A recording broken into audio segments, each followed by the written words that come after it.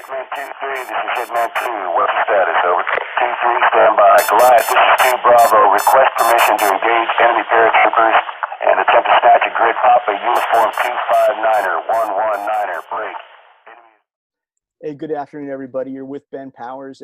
Today's interview for the Commander's Voice is with folks from Natick Laboratory in Natick, Massachusetts. I'm with the PAO, David Accetta, and with his one of his counterparts, Rich. What's your last name again, sir? Landry. Yeah, Rich Mr. Landry. Mr. Rich Landry, who is works in, I'm assuming it's Soldier Systems, certifying them for airborne operations? My primary job is the design of load carriage equipment, specifically rucksacks, pouches, and vests to carry the critical items of equipment from the fight. No, very, very cool. Now I understand David and Rich, you both spent time on jump status as military, but you're one of the few DA civilians who get to remain on jump status. Is that correct? That is correct. Yeah. We're very lucky. No, that's fantastic. So how many years, we'll start with Dave, how many years have you been on jump status as a DA civilian? This is my 10th year as a civilian jumping. I've actually got more jumps and more time on jump status as a civilian than I did when I was in the Army. That's fascinating. I believe you said before the interview started, Rich, that you've been doing it off and on since 1986. Well, I went to jump school in 1980. So this is the 40th anniversary of my attendance of jump school. So, you know, within that, there was a little bit of a hiatus here and there. So probably I've got about 20 years of jumping out of planes experience. And a side note to that is have been very fortunate as a Natick civilian to actually attend Jump Master School as a civilian, which was a kind of a rare treat. Not a lot of folks get to do that as a civilian. So that was pretty cool. No, that's fantastic. Now, so your military background, Rich, you were in 11 Bravo, 1 Papa, 2 Papa at Fort Bragg. Which regiment were you in during your time as a military jumper? I was in the Aviation Brigade because the Pathfinder platoon was attached to the Aviation Brigade at the time, or was until it no longer existed. No, understood. So did you, what rank did you get to? Yeah, I was a lucky little 11 Bravo young private. Got to the replacement detachment and didn't know where I was going to go. I was a PFC. Yeah. That's amazing. But they did a great job in the platoon training me and prepping me for Pathfinder school. So people talk about how hard that school was. I knew everything before I attended. Oh, that's fantastic. And then, so you did, your time on active duty, and then you said you actually got your job at Natick as a summer intern initially. Exactly right. I kind of knew when I got out of the Army, I kind of knew that I wanted to work in research and development. And I was born and raised very local to here in Westwood, right next door to where you were born and raised, right? Yes, sir. From Norwood. That's correct. But so I kind of knew that I wanted to do this kind of work. So I worked on a degree in textile technology. Yep. And so I got a summer job here, numerous types of jobs here, but I've been doing this load carriage job for more than 20 years now. That's amazing. Just the level of institutional knowledge you bring to it, that sounds absolutely fascinating. Now, David, you were a field artillery officer, and you spent time in the 173rd and in the 82nd, but you also transitioned to be a public affairs officer. Is that correct? I was the brigade fire support officer for the 173rd in Vicenza.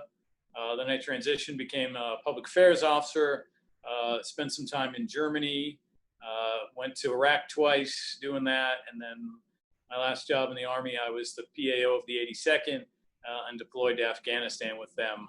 And then I retired a little while after I came back.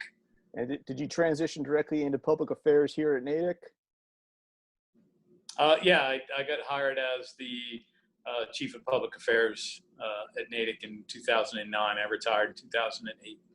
Now, as a DA civilian, was your position as the PAO always coded to be jump status, or is this because of your unique experience and background you got this opportunity? Actually, they're not coded, and it's not structured the same way as the Army, because they're really not paid parachutist positions the same way they are in the Army. So when I got here and I knew civilians jumped, I had a friend from the Army Reserve who had been jumping for Natick for a long time. And I just went to my boss and I just said, hey, can I be on jump status too? And they were like, sure, if you want to be. And paperwork, and then I just started jumping. Oh, that's fantastic. Now, Rich hit the nail on the head. I grew up in Norwood. I went to Boston University. So the only military presence when I was a kid was up around, or at least active duty was up around Fort Devens.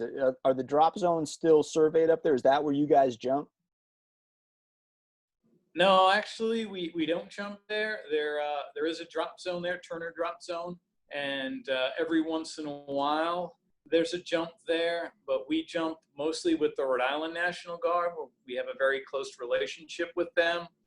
They have an aviation brigade.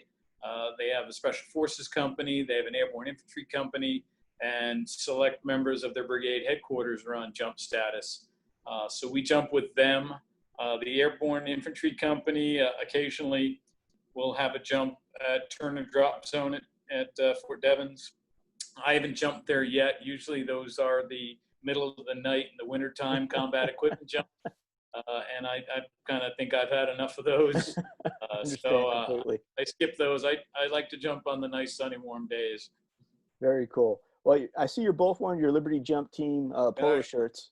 And so it's awesome to see you repping that. And I want to ask a couple questions, but before we get to that, Rich, the wall behind you is just fascinating. So I was hoping you could take a couple minutes and share the aspects of your job that you're able to talk about with us, and using your background, both your experience at Natick and your degree in textiles. If you could just kind of give us a rundown of what we're seeing here. The wall right now is legacy items of equipment from World War II on. And you can't see all of them, but what you will see is just various rucksacks and packs and pouches that start from the World War II era, and then move on into, the modern era, what we call, the Alice type era. The Alice pack was type classified in 1972, and previous rucksacks and things like that. So this is just kind of my collection of stuff that I look at. And when I'm designing modern day equipment, I always look to the past and to see how and why they did certain things certain ways. I find it fascinating, and I also learn something, and I find it useful for the job also. If I can move this around the room a little bit, this wall section is all the newer stuff. The MOLLE equipment, modular lightweight load carrying equipment, and things like that, various packs and pouches and items of equipment, and kind of the history of the MOLLE gear, which has gone on for the past almost 25 years now. So there's guys here at work that actually call it my rucksack petting zoo. But I always, you always keep stuff on the wall to kind of give you an understanding of what we did before and what we do now and why we did it and things like that. So that's really, why I have all that stuff on the wall. And it's also just fascinating for briefing's sake. We do tend to have a lot of folks up here for briefings. Even multi-star generals and stuff like that get brought up here. Matter of fact, Larry the Cable Guy was up here a couple years ago. David got him up here for a spell that was hysterical. Don't look up the episode; it was horrible. Understood. I appreciate the feedback on that. So when you're designing something, Rich, I understand you got a myriad of experience both as a civilian in Natick, and you're also probably informed by your own experience as an infantryman and as a pathfinder. But if you can get into this, what kind of feedback do you get from the young paratroopers and special operators today about what works and what doesn't work? Is there a mechanism that allows you to exchange information with them and get practical feedback on what's working in the field today? So this is, at the various stages in development, you look to get their feedback. So when you're starting the initial design of this kind of stuff, you try to maintain a very close contact with folks that have used, the previous items of equipment. And, through the requirements document, the requirements process that comes from MCO, you look at the salient characteristics that they want this new, we'll call it a rucksack or whatever it is they may need. You look at the characteristics of it, and then you kind of weed out what's smart and what's not smart, what's capable, what's doable and what's not doable. And then you start talking, and we've got a kind of a stable of young NCOs here as part of our headquarters detachment, all infantrymen, all combat experienced, most of them all airborne experience also. And, I use them as my sounding board, like, hey, I'm designing a new pouch for a new piece of equipment. What do you guys think of this? I'll lay the concepts on the table for them, let them kind of play around with it. And that's kind of the unofficial way we do it. But, there's the whole testing process, utilizing ATEC, utilizing the Army Test Evaluation Command folks, to really nail down from initial concepts that we'll do, that 70% solution that comes out of my shop. And then really nail it down. And once we're finished with the test, hopefully it's 100% solution. And sometimes it can be a long, involved process, but for the most part, we try to streamline it as much as possible. No, fantastic. So now transitioning back over to you, Dave, this is probably a really good point to transition and talk about Liberty Jump Team. I had an opportunity to talk to you a couple of days ago prior to the interview, and you had mentioned when you were stationed in Germany, you had the opportunity to go, what was it, the 75th or the 70th, 65th, one of the D-Day anniversaries. I actually did a bunch of them, and the first one that I did was the 60th in 2004. After I came back from OIF 1, I was a little bored. I wasn't on jump status anymore, and I was back home again after the initial invasion of Iraq and then some of the other missions that came after that. And I knew that there had been veterans who had jumped in Normandy. And I wasn't on jump status. I couldn't jump with the Army, but I figured I could find somebody to jump with in Normandy. The veterans could do it. And it took me a little while, but I found some folks who were very interested in history, especially the airborne history. And they were interested enough in celebrating the 60th to rent a C-47, find a drop zone, one of the original drop zones, get permission to jump there, get the parachutes, get the clearances from the French government and all that. And that was my first jump in Normandy in 2004. And I had a great time, and I immediately signed up to do it again in Holland for the Market Garden anniversary in 2004. And then I got to come back in 2006. I had to go back to Iraq end of 04, beginning of 05. I came back to Normandy in 06, and that was the first experience with Liberty Jump Team. I'd heard about their plans to jump at the it was the Carentan Airborne Festival or something like that, and we were going to jump there, and signed up for that one. And then I was kind of hooked at that point. I didn't get a chance to jump with the team again until 2009 because I went to Iraq in Afghanistan in 07 and 08. But I was back in Normandy in 2009, and then 2014, and then most recently last year in 2019. So I did the 60th, the 62nd, the 65th, the 70th, and the 75th. Wow, that's absolutely amazing. So you get to Natick in 2009. You're already linked up with the Liberty Jump Team. You get to know Rich. Rich, is this when you got pulled in, or were you already aware of what the Liberty Jump Team was doing? No, I knew nothing of it. I thought that my future jumping out of planes was done. And then I met David because of his PAO work and some of the work that he was showcasing on the Army side. And he said, hey, you want to jump out of airplanes? This is Liberty Jump Team, great group of folks. You're really going to like them. And they're doing an air show in upstate New York next month. I'll get you in. And yeah, he got me in. And now I'm a proud member of Liberty Jump Team. Jump master. And one of their jump masters. Yeah. That's outstanding. Now, were you able to make it to any of the overseas jumps? So I did the 75th anniversary Normandy operation last year. It was phenomenal. It was the most just kind of awe-inspiring experience I've had in many years. It was just, and I thank David for kind of to pulling me into all this and saying, come on, you can do this, and you know, come do this, you'll dig it. And it just is phenomenal.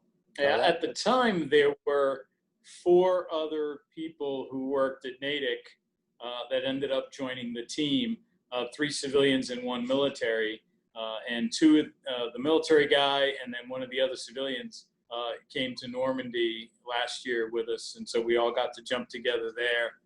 And then the military guy just recently PCS'd to Fort Campbell, but he's going to stay with the team. But, you know, back here, there's still 5 of us here at Natick on the Liberty Jump Team. Oh, that's excellent. So, and this is an open-ended question for either of you. I can only imagine, because you watch YouTube videos, and I had the opportunity to go to France this past year, not during any big commemorations, but it's also overwhelming for someone with an airborne background. Did anything in particular stand out in your experiences in any of these commemorations? You got to meet somebody, or you got to see a specific piece of terrain that really resonated with you and kind of stood out from the rest of the experiences? You want to go first? Sure. So I had a plan. I had bought a reproduction planning map, the part of the Bigot map series for the American planning of the drop zones, the airborne operation. And I built a weapons case for it, I modified an old M1 carbine weapons case to carry a rigid tube. So I jumped with the map, and every veteran I came across at the ceremonies, or the ones that the Liberty folks had brought over, I had them sign their name in the location that they landed. And what was fascinating about it was, and a lot of these guys didn't land on the drop zones that they were assigned, right? These guys were all over the place, but they remembered exactly where they landed, you know, and they hadn't seen this map. They may have never seen it, because these were low-ranking guys in those days. You know, this was mostly for the officers, and they didn't carry the map into combat because it was a top-secret map. So these guys had never seen it. So we're going through the kind of the receiving line, and people are shaking their hands and saying, "Nice to meet you." And I pull out the map, and they're like, oh my God, you know. And so, like, people behind me in line are like, "Hey, keep it moving, pal. I want to shake this guy's hand," you know. But I'm like, "No, man, I am not going to tell this guy he can't reminisce. I'm not going to tell this guy that he can't look at this map in kind of awe, you know, and kind of think back at what he had done 75 years before." So I have the map on the wall in my office. So it's got about 6 or 8 signatures of these guys, and they, you know, wherever they landed, whether it was near St. Mary-Glise or Picoville or some of these other towns nearby. So that was probably, for me, one of the neatest things that I brought back with me from that. Wow, that's amazing. How about you, David? Yeah, I can't pick just one. I'll give you a couple of examples of things that were really important to me going to Normandy. One of them was on my first jump in Normandy. We jumped right down the street in Ongleville from the church that was used by the 101st as an aid station during the battle, and we jumped in the original drop zone. And the 2 medics from the 101st who treated both German wounded and American wounded in that church during that battle were on the drop zone watching us jump. And that was great. In 2009, we did a night jump in Omfreville in the 507th drop zone, and General Gavin's daughter was on the drop zone. It was a night jump, and we jumped. I was on the last stick, and it was on the 5th of June, midnight turning into early morning, the 6th of June. And we jumped on that drop zone with General Gavin's daughter there. And we had some guys from the airborne school from the 507th who we invited to jump with us. And one of the guys, it was his 65th jump on the 65th anniversary. And it was for his jump master badge. That's cool. And Barbara Gavin pinned his badge on him on the drop zone after that 65th jump. Wow. Talk about being the only kid on your block. That's amazing. Yeah, and we've just had a lot of great experiences. You know, the highlights, of course, always meeting the veterans and talking to them.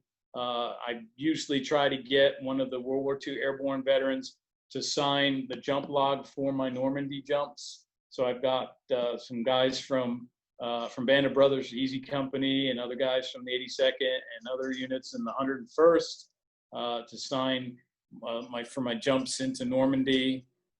We've just, had some incredible experiences, and some of them very similar to what actually happened in 1944 in terms of not necessarily being on the drop zone where you were supposed to be. When we did the Airborne Festival in 2006, the winds were kind of high. We made the decision to go ahead and jump anyway. And I just couldn't, me and a lot of other people just couldn't get to the drop zone for the festival. So I remember looking down and I saw a field with horses in it and a field with cows in it. And then I saw a house with a big backyard and one lone tree in it. And I said, I don't want to land in the animals and in all their waste. So I steered my parachute and I landed in the backyard of this family's home. And they were out in the yard, standing there watching me, and they were so happy that I landed in their yard. And then we had to take pictures, and we had to hug, and we had a little drink, and then they brought me back to the Airborne Festival, to where we were, it was our rally point essentially. And the same kind of thing happened at the night jump. I had to make a hard turn to avoid another jumper in the air, and I got to a point where I couldn't get up zone in the dark. So I just found a safe place to land. And once again, it was in someone's backyard in Umfreville. And they heard the commotion out in the yard and they came out and I said, "Je suis American." They helped me pack up my parachute. And then one of them guided me back to the drop zone because I really at that point didn't know where I was other than I was in some French family's backyard. Talk about an authentic experience. That's amazing. Yeah, just great experiences. And, and the big plus is that nobody was shooting at us or trying to kill us. Yeah. Always a plus. But I've got one more question. I'm running out of time, but you kind of brought up a point with that story that I want to address. You're doing a night jump. You had to, turn to avoid collision. You're following the 3 rules of the air. So that just kind of tells me as an old paratrooper that you guys take, jump safety very seriously. When you train new jumpers and when you train your jump master corps, are you guys using like the Benning syllabus? Like, how do you guys enforce standards on the team? I mean, obviously you do, but without kind of the regulations and doctrine that would accompany military jumping, do you just import them into what y'all do, or how do you enforce your standards? I think and Rich probably agree, it's the team culture. We're all doing this because we want to do it. And for the most part, most people are prior service. There are some that aren't, but they are, as much a part of the family as anybody else. But there's a great deal of professionalism.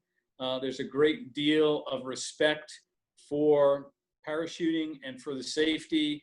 A lot of the folks associated with the team, especially with the jump masters and the cadre for the airborne school, either served as jump masters on active duty, or they were assigned to the airborne school at some point. We follow Army rules and Army regulations.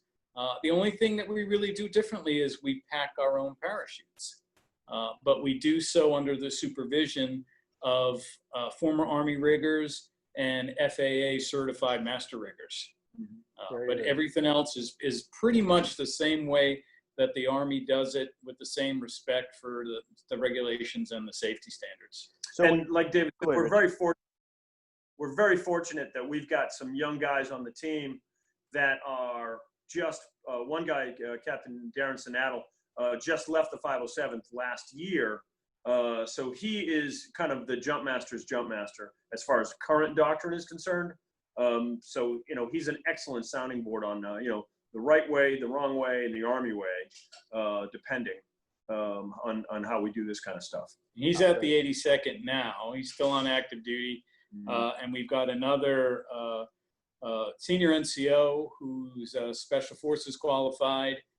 He's at Fort Bragg, and he's also a jump master on the team. And we've got a lot of folks with a lot of great experience. The former commander of the 1st of the 507th, commander of basically the Airborne School and the Airborne School Battalion, is a member. John Ring is a member of the team and has served as a jump master, and has also served to provide a lot of oversight on what we do and how we do it and how to do it safely and how to do it as professionally as we can.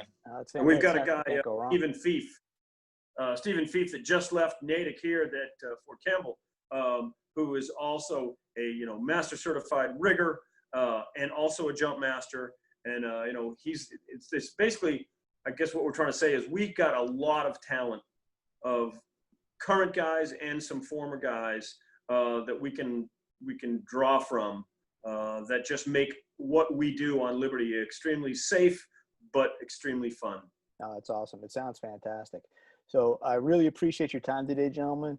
This has been Ben Powers again with the Commander's Voice. I've been talking to Mr. David Accetta and Mr. Rich Landry from Natick Laboratories and the Liberty Jump Team. I really appreciate the time. This has been one of the more enjoyable podcasts that I've done. So thank you very much. Thank you. You're welcome. I bet you say that to all the girls.